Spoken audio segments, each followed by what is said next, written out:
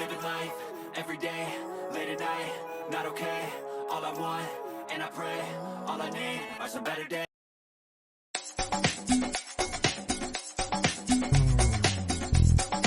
Showbiz Kachika TV. Hello mga kachika! Very successful ngang nagtapos ang Linlang series ni Kim Chiu sa Amazon Prime Video kasama sila Paolo Abilino at JM De Guzman.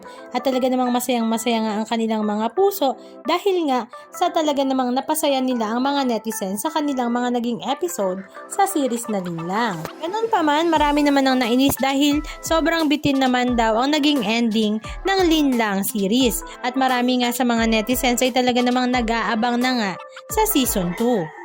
Samantala, dahil marami nga ang nalinlang sa tambalang Paolo Abilino at Kim Chiu ay nagkaroon na naman nga sila ng pagkakataon na magkasama sa new project at ito nga isa na namang series kung saan iba naman ang role nilang dalawa. This time nga ay very sweet lamang ang role ni Kim Chiu, kabaliktaran nga ng kanyang pagiging Juliana sa Linlang.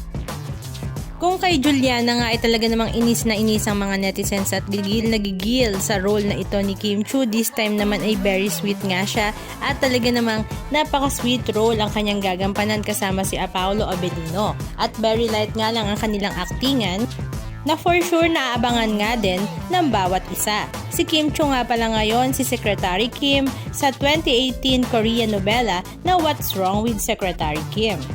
Marami man ang kinakaharap ngayon ni Kim Chiu, lalong-lalo na nga ang issue sa kanyang relasyon kay Sian Lim ay talaga namang napakaraming blessings naman ang dumarating nga sa kanya at dahil nga nasungkit na naman nga niya ang napaka-big project na parating ngayong 2024. Halika at panoorin natin ang ilan sa mga trailer na kanilang ibinahagi.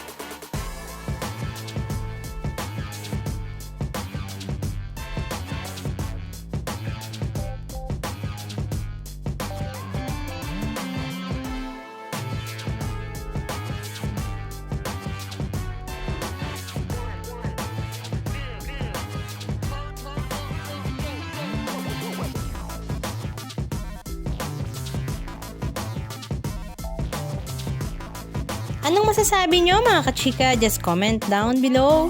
And please don't forget to subscribe. Thank you!